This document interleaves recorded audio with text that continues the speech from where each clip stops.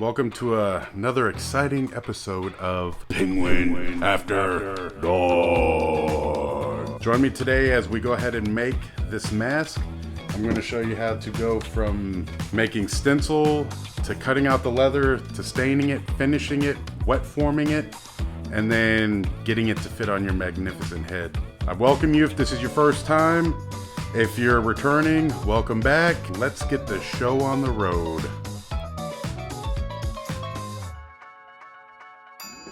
Let's talk about leather. Leather comes in two primary forms that you're going to come across of being tanned. You're going to have chromium tanned and you're going to have veg tanned. Now, chromium tanned is anytime you find a leather that's already been pre-colored or it has a pattern on it, like this one, that's called pebbling. It's great for making panels and sewing to other pieces and just doing a different set of projects. It's not what we need for this. What you want is veg tan. Not to be confused with vegetable leather or vegan leather, faux leather. They're all the same thing where they're a man-made product. I don't know much about it. I've never used it, so I can't really comment on it. But you want veg tan because it can be stained, painted, dyed, tooled, and wet formed. A cool little trick when looking for leather is look for these numbers. What this means is this hide was 8 square feet, and this one is broken down into quarters of a foot. So if you'll have a 1, a 2, or 3, or a 4, it means 8 1/4 of a foot. 8, if that were a 2, 8 1/2 of a foot. 3, 3/4, so forth, so forth. When it comes to stencils, you can use notebook paper, legal pad. I like to use like artist sketch paper. It tends to be a little bit thicker, so what I'll do is I'll make the design that I want and then I'll fine tune it with like a notebook page. Because if you screw it up, you're not wasting a lot of precious resources. Fine tune it with notebook paper, then I'll transfer it over to sketchbook paper if it's going to be a template that I'm going to be using in the future. Just tends to be a lot more durable. I haven't had any problems with the ones that I've made, so use notebook paper to make a stencil because it's definitely a lot cheaper than screwing up a piece of leather. For this mask, we call it the hero mask because it's almost like a superhero. And you want to get the shape or the measurements so it can contour to your face. What you're going to want to do is go from the bridge of your nose to your temple. You'll want to use a sewing tape measure just because it can actually kind of wrap around and help you get a better scope of what you're working with. We'll go with 4.5 inches, and then you're going to want to go right above your eyebrow line to about where your cheek starts to kind of curve in maybe. I mean, it's really your preference, but that's what we're going to base this off of. We'll go 2.5 inches. And just like elementary school, when you want to make a heart, take a sheet of paper, fold it in half. Yay! Same principle applies here, except you have measurements. 4.5 inches by 2.5 inches. 4.5 inches in. Oh shit.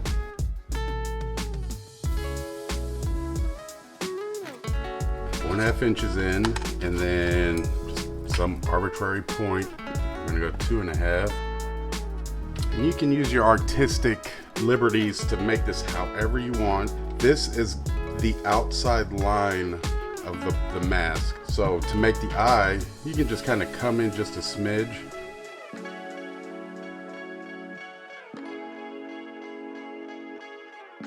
You can use an X-Acto knife or a box cutter to cut out the eye. Then scissors.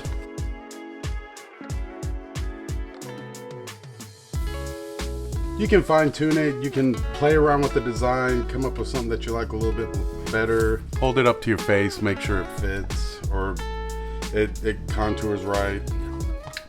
When you're at this point, go ahead, put a marker right.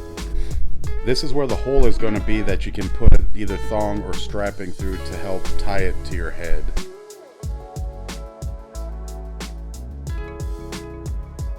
If you get a stencil that you like, hold on to it, because this can definitely be the template for future masks that you may make.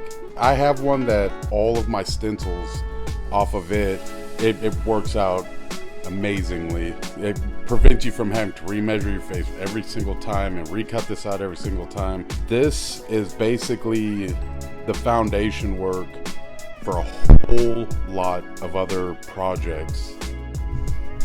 Let's go ahead and trace this onto our leather. I like to use the chisel tip Sharpies. I only happen to have a green one right now, but it really doesn't matter, because you can take it and when you draw it, you can actually come over the line of your stencil. It helps keep a nice clean line that you're going to end up cutting. You got to be careful when you're cutting the eyes that you don't accidentally stray in to the body of the piece.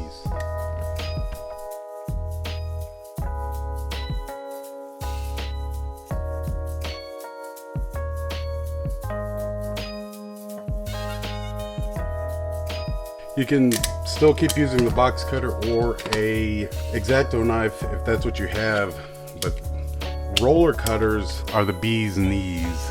They're great for longer cuts.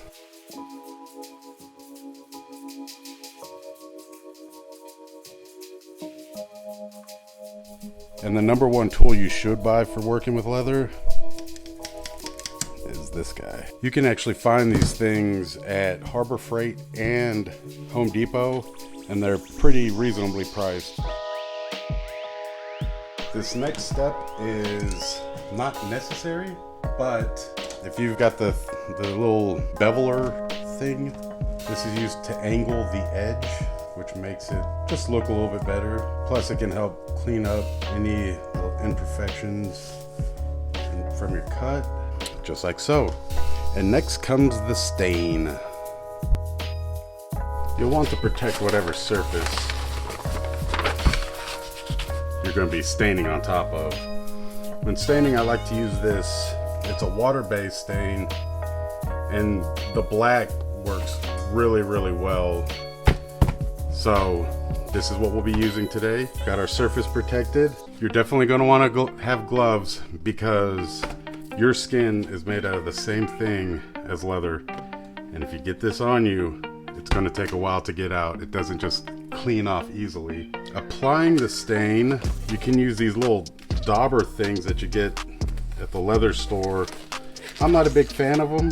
I found the best thing to do is you can get these sponges. Get them at Home Depot, not Lowe's. In the flooring department, it's what they use to clean up tiles after a tiling job. They're like $3 for a big one. The ones at Lowe's are more expensive and they're just not as good of a quality.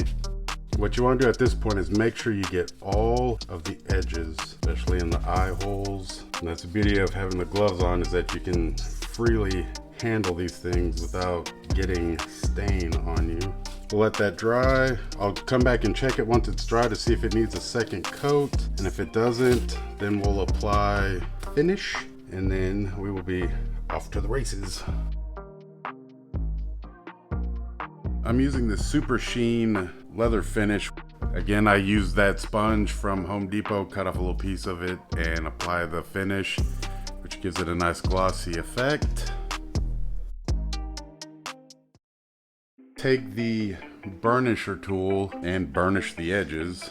Burnishing, what it does is, because leather is kind of a fibrous material, when you make cuts, I mean, it's fine, but over time those fibers can start to open up and kind of mushroom out. So when you're burnishing, you're actually using friction to kind of seal it back. And usually people will use wax, or they'll use a form of water. Since I had already stained this, just being able to burnish it directly with the edge, or with the finish and everything on it, achieves the same effect for me. We're gonna wet form this, because at this stage, wet forming it will actually give it the contours it needs to fit the shape of your head a lot better. It helps to have one of these mannequin head, stylist heads or wig or hat display. This is a styrofoam one. These come in a men's size and a woman's size. I use the men's size because the woman's size is like real small, and it's almost like, seems like anything that you use it for like this would fit like a child. Another little tip, you're gonna want to get sewing pins, but they'll be the ones with like the little ball at the end of them.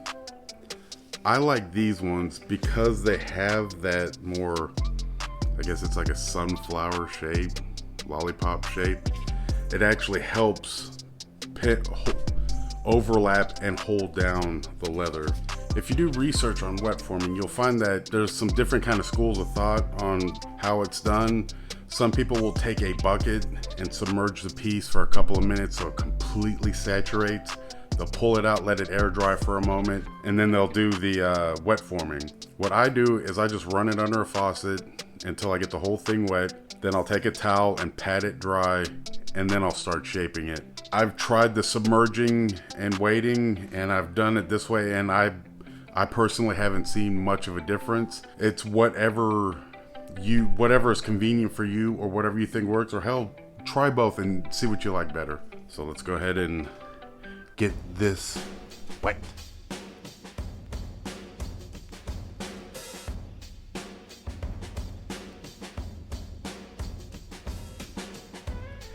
What I always start off doing is taking it and I bend it in half. That way it helps get that crease for the bridge of the nose. You can actually kind of curl the eyebrow part of it. Then when you come in, that's where I center it.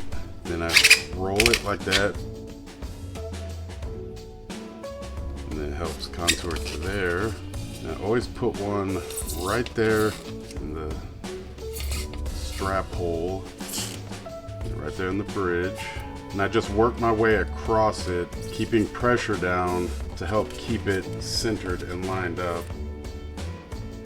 Now that we have that set up, just let it dry. Usually I'll do it at the end of the night and just let it dry overnight, depending on the size of the piece, depending on the thickness of leather. Give it a couple of hours to fully dry out. You'll know when it's dry because if you pull the pins out, it'll remain in that shape that you got it in.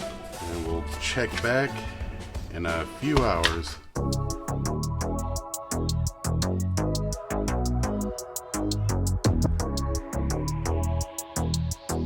For this next part, you're going to need to be able to connect it to your face and tie it to your head. So you're going to need some thong. No, not this kind of thong. This kind of thong. Oh!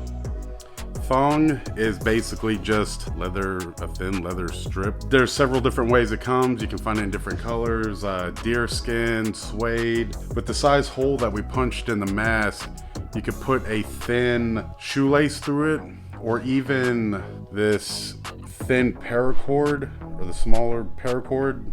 It'll just take some finagling. But one of the best ways to do it, line up with your temple, all the way around your head. And then once you have it all whole like this, go ahead and do a double knot. Go ahead and do it on both ends of it.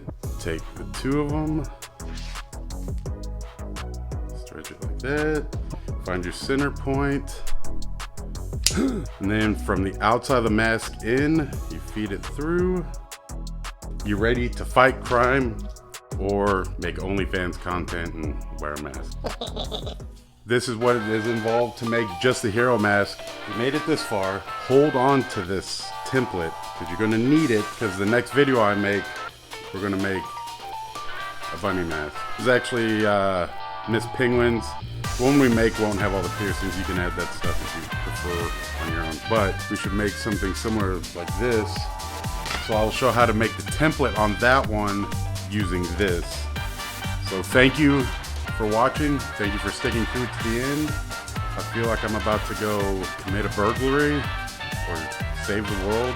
Be sure to subscribe, like, comment, all that jazz. And we will see you on the next one. Peace!